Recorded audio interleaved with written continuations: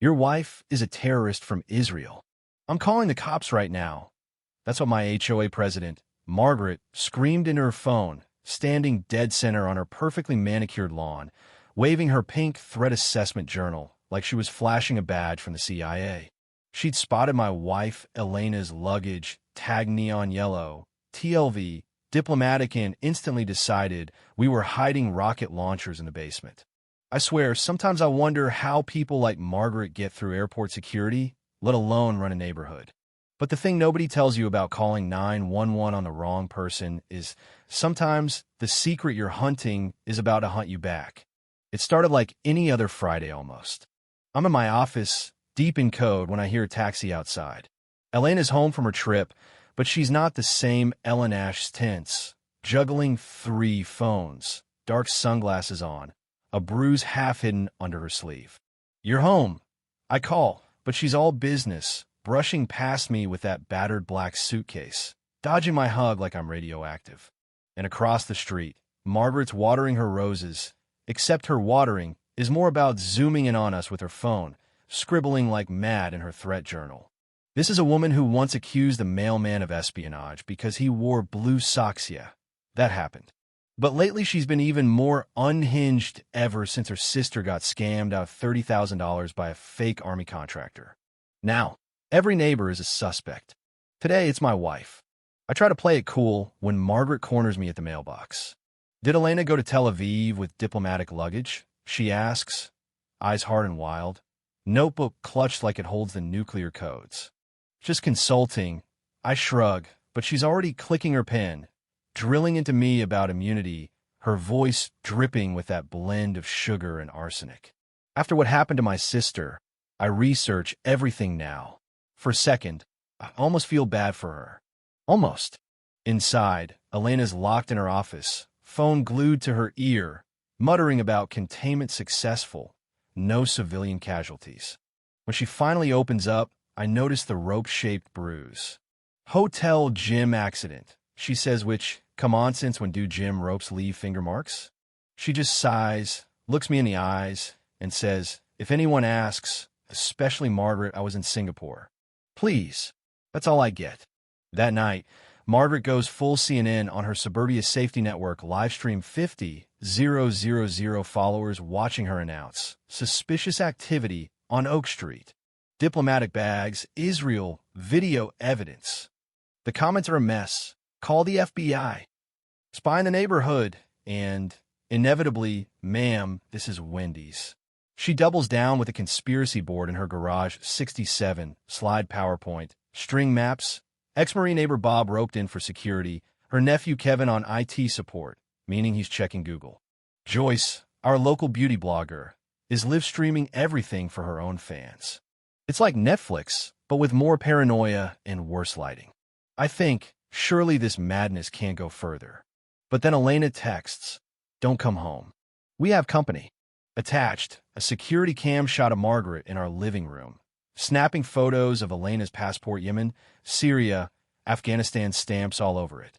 My neighbor has officially committed a felony, and I don't know if I should call the cops or hide under the bed.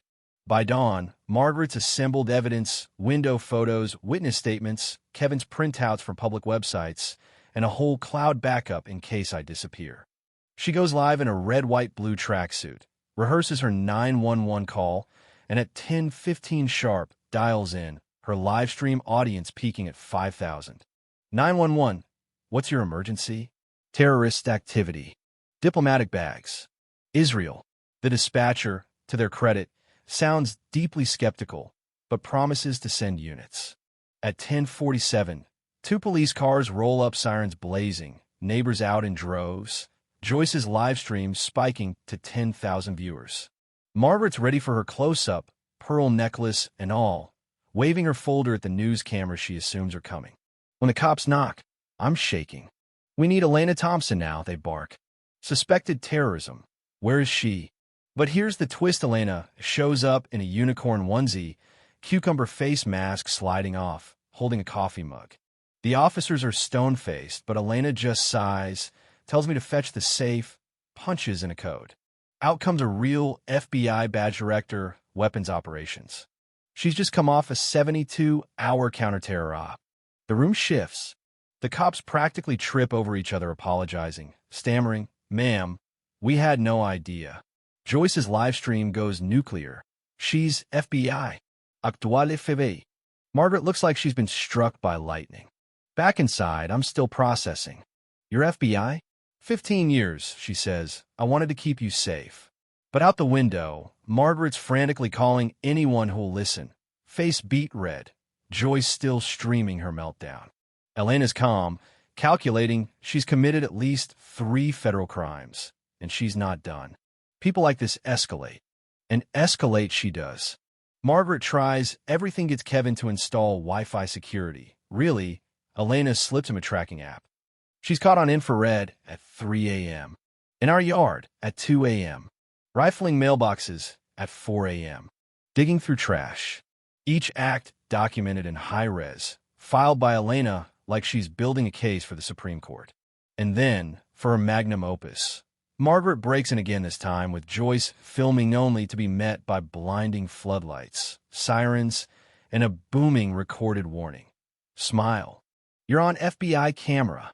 Joyce face plants in the grass, phone still streaming.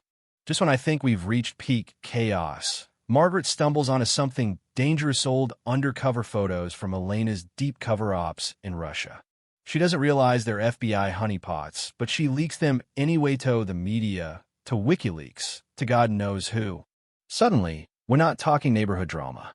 We're talking national security, exposed agents, the real deal. Elena goes cold. This is no longer about a Karen. This is about protecting lives. At dawn, the cavalry arrives, black Suburbans, armored trucks, agents everywhere. The raid is a full Hollywood blockbuster. Doors blown off, flashbangs, Margaret zip-tied in bunny slippers, Kevin hauled off, Joyce still filming. Everything's seized: computers, pink notebooks, even the coffee maker. On the news, Florida Woman of the Year arrested in FBI raid. You won't believe why. Margaret, finally broken, sobs to Elena, "I'm sorry, make it stop." Elena just sips her coffee, stone-faced. And then, with the dust settling, Elena's promoted deputy director, FBI Domestic Ops. We're thinking it's over. But then a distorted voice calls, "You think you won? Check the news." Suddenly, Elena's the target accused in the press, a pawn in something bigger, and the whole thing cracks wide open. Maybe Margaret was just a piece on the board. 1 year later, everything's changed.